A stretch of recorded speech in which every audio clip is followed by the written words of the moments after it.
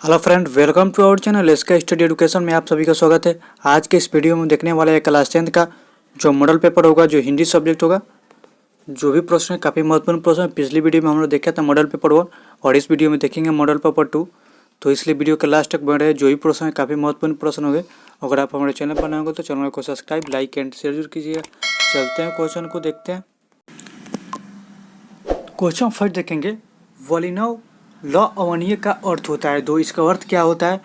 तो इसका अर्थ अवनवीयों का नया गांव अर्थ होता है। जो वॉलिनव लॉ अवनवीय का अर्थ क्या होता है? तो अवनवीय का नया गांव होता है। तो इसका राइट आंसर ऑप्शन बी हो जाएगा। वही अगला क्वेश्चन देखेंगे, क्वेश्चन नंबर 2। क्वेश्चन नंबर 2 होगा, बिरजू महाराज का साक्षात्कार किसने लिया? तो बिरजू महाराज का साक्षात्कार किसने लिया? तो रसीम वाजपेयी ने लिए था। तो इसका राइट आंसर ऑप्शन ये हो जाएगा, रसीम वाजपेयी।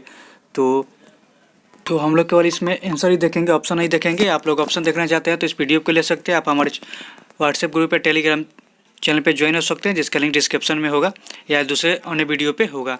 तो क्वेश्चन नंबर 3 देखेंगे, गांधी जी के अनुसार शिक्षा सहायक होती है। तो गांधी जी के अनुसार शिक्षा सहायक होती है। तो इसका ऑप्शन है शरीर के विकास में, बुद्धि के विकास में, आत्मा के विकास में, इनमें सभी के विकास में। तो गांधी जी के अनुसार शिक्षा सहायक क्यों होती है? तो इनमें सभी के विकास में, शरीर के विकास में भी, बुद्धि के विकास में भी और आत्मा के विकास में भी हमको शिक्षा की अति आवश्यक है। तो इसका राइट आंसर ऑप्शन डी हो जाएगा, इनमें सभी के विकास में। वही अगला क्वेश्चन है, क्वेश्चन 4 देखेंगे, प्रकृति का सुकुमार कवि किसे कहा जाता है? तो काफ़ी महत्वपूर्ण, पर एग्जाम में कई बार क्वेश्चन पूछा हुआ है। तो प्रकृति का सुकुमार कवि किसे कहा जाता है? तो पंत जी को कहा जाता है। तो इसका राइट आंसर ऑप्शन डी हो जाएगा, पंत को। वही अगला क्वेश्चन है, क्वेश्चन नंबर 5। क्वेश्चन नंबर 5 होगा, प्रगतिशील आलोचना का विकास होता है। तो प्रगतिशील आलोचना का विकास क्या होता है? धर्म के ज्ञान से, साहित्य की परंपरा के ज्ञान से, कला के ज्ञान से, इतिहास के ज्ञान से। तो प्रगतिशील आलोचना का विकास होता है तो किसके विकास होता है? तो साहित्य के परंपरा के ज्ञान से आलोचना का विकास होता है। तो इसका राइट आंसर ऑप्शन बी हो जाएगा। वही अगला क्वेश्चन देखेंगे, क्वेश्चन नंबर देखिए, और क्वेश्चन नंबर 6 देखेंगे, पिताजी ने बाजार से कितनी मछलियाँ खरीदी थी?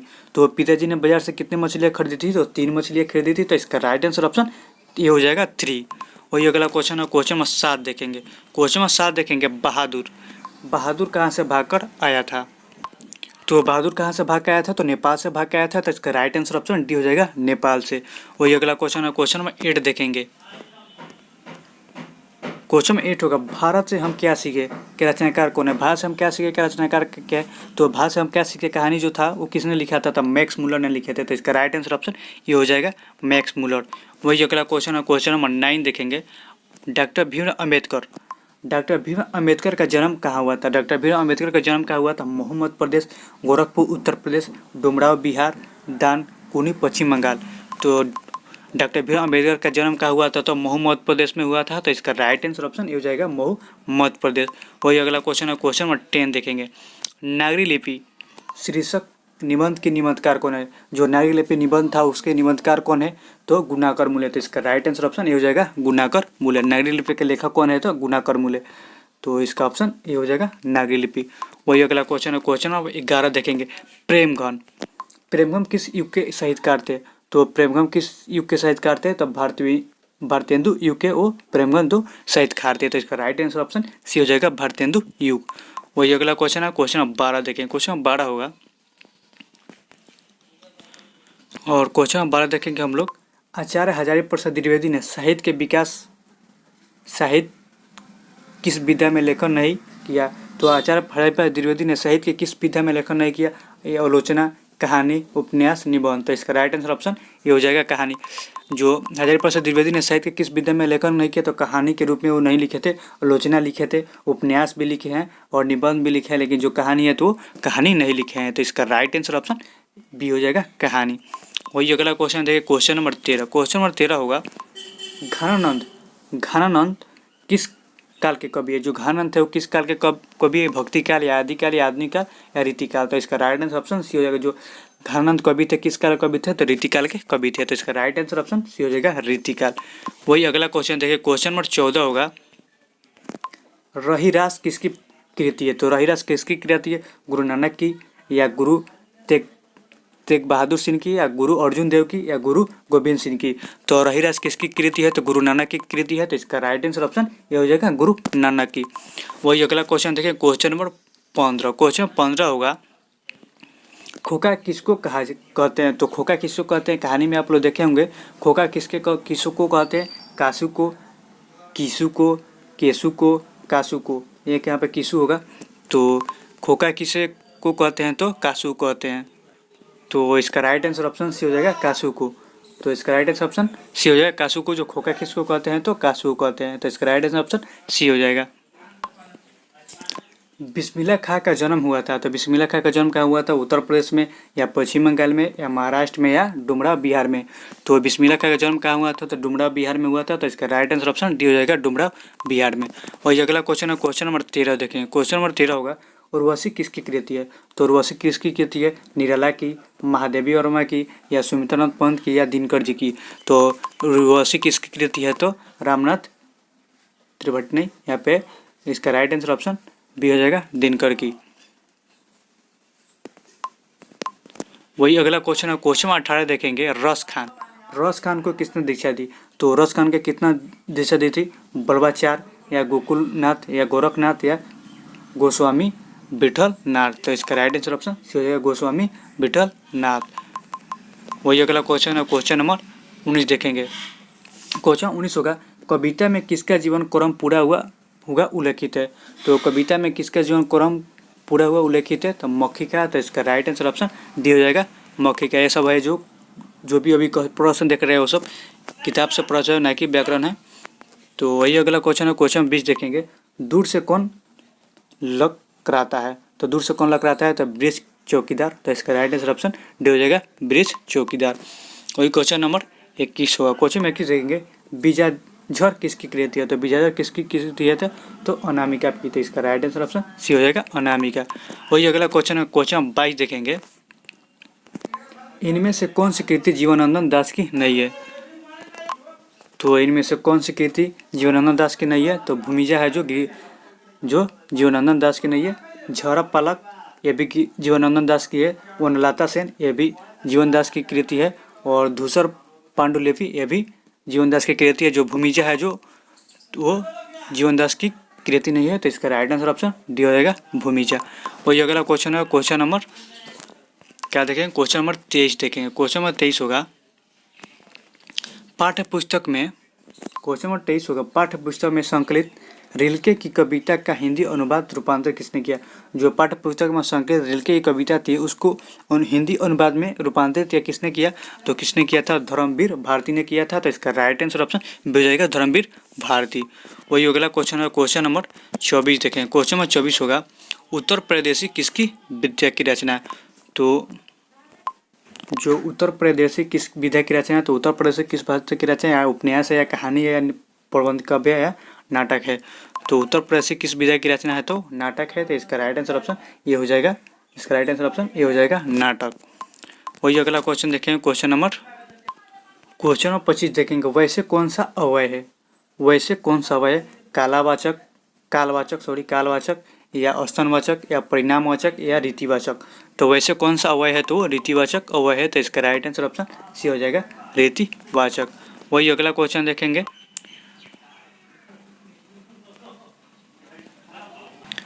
क्वेश्चन नंबर 26 देखेंगे। दर्शन का विशेषण क्या है। तो दर्शन का विशेषण क्या हो जाएगा, दार्शनिक होगा या दर्शन हो गया या दया होगा या कोई नहीं होगा। तो दर्शन का विशेषण हम लोग दार्शनिक बोल सकते हैं। तो इसका राइट आंसर ऑप्शन ये हो जाएगा, दार्शनिक। वही अगला क्वेश्चन देखिए, क्वेश्चन नंबर 27। क्वेश्चन नंबर 27 होगा, निम्नलिखित में आकर्मक क्रिया का उदाहरण कौन सा है। तो निम्नलिखित में कौन आकर्मक क्रिया का उदाहरण है, पढ़ना, लिखना, समझना, सोना।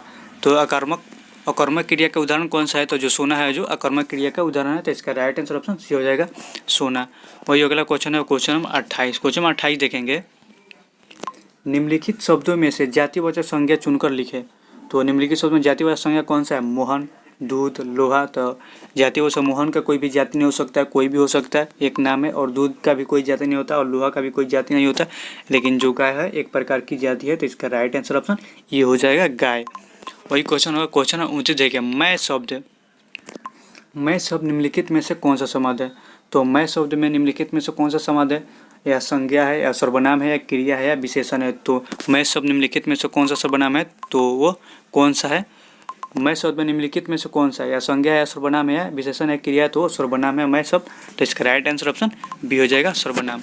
वही क्वेश्चन नंबर हम लोग 30 देखेंगे। क्वेश्चन नंबर 30 होगा, क्वेश्चन नंबर 30 होगा, हिंदी भाषा किस लिपि में लिखी जाती है। तो हिंदी भाषा किस लिपि में लिखी जाती है, तो देवनागरी लिपि में लिखी जाती है। तो इसका राइट आंसर ऑप्शन ये हो जाएगा, देवनागरी।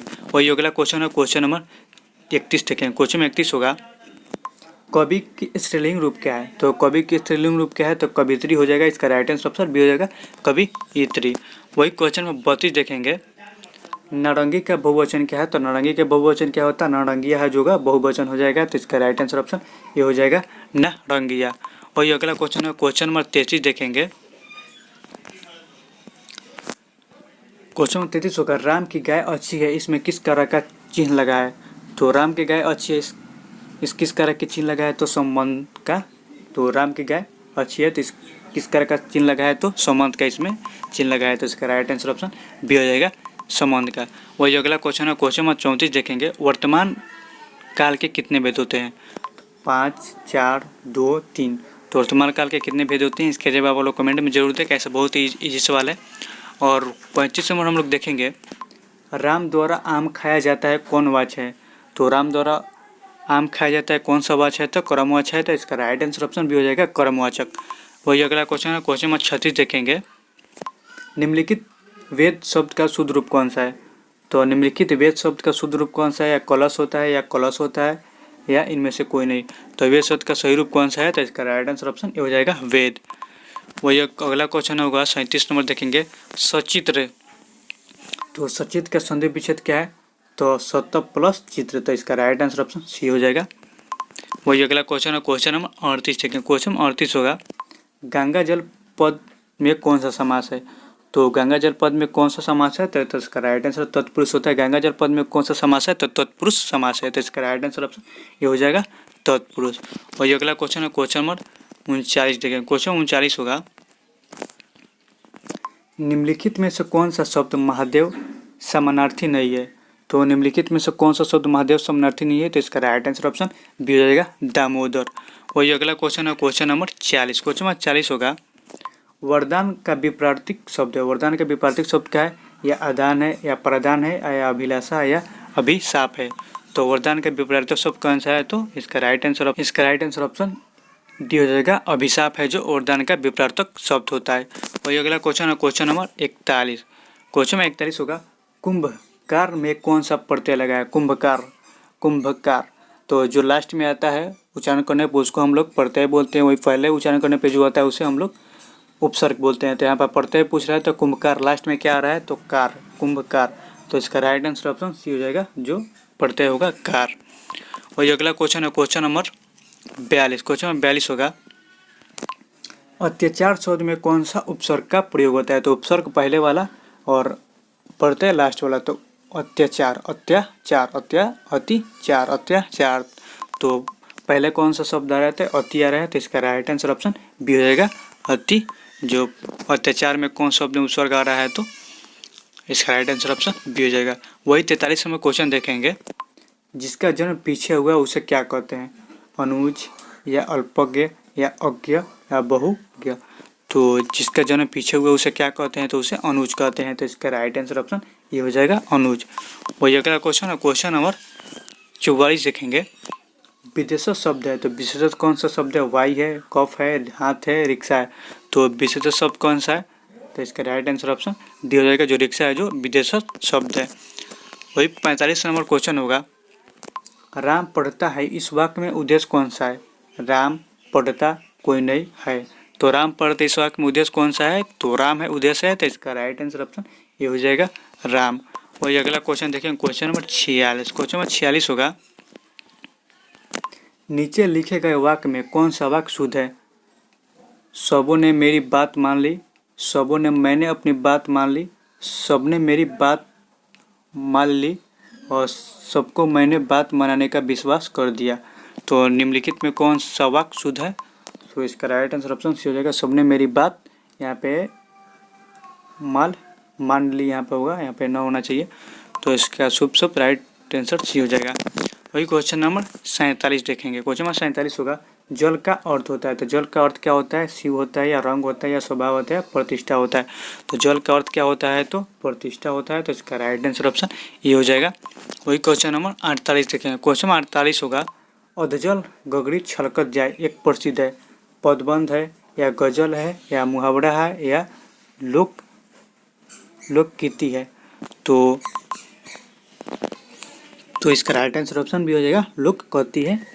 वही 49 नंबर क्वेश्चन होगा, उगते हुए सूर्य को नमस्कार। उगते हुए क्या है? तो उगते हुए सूर्य का नमस्कार में उगते हुए क्या है? या पदबंध है या समासिक पद है या उपवाक्य है या अव्यय है।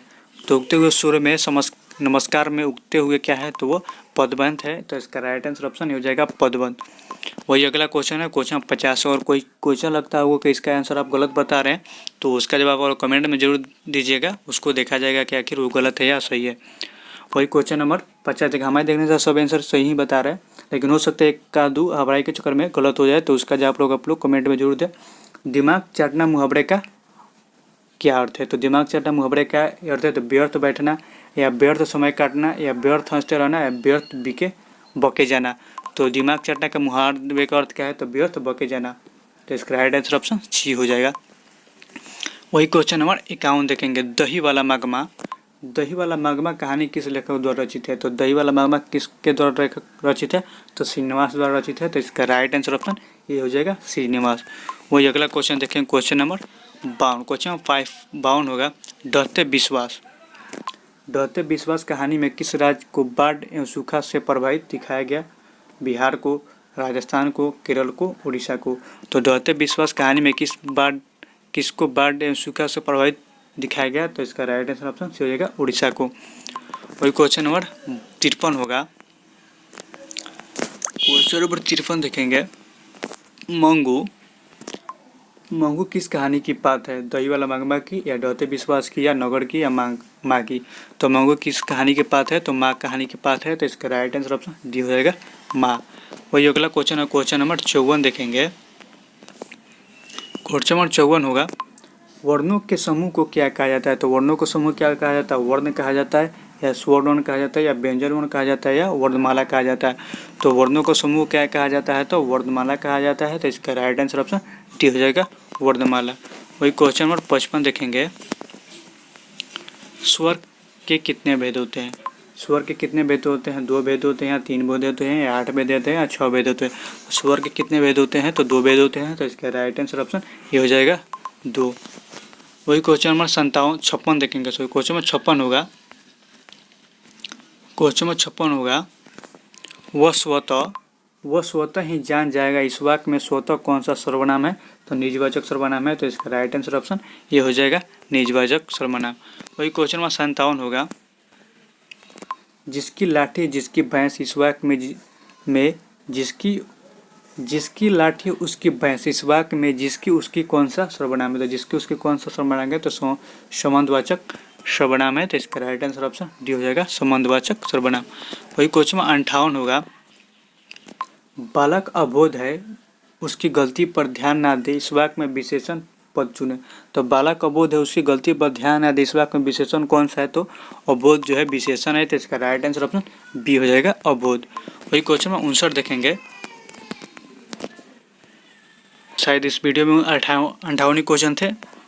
तो अगर वीडियो अच्छी लगी तो चैनल को सब्सक्राइब, लाइक एंड शेयर जरूर कीजिएगा। मिलते हैं अगले वीडियो में।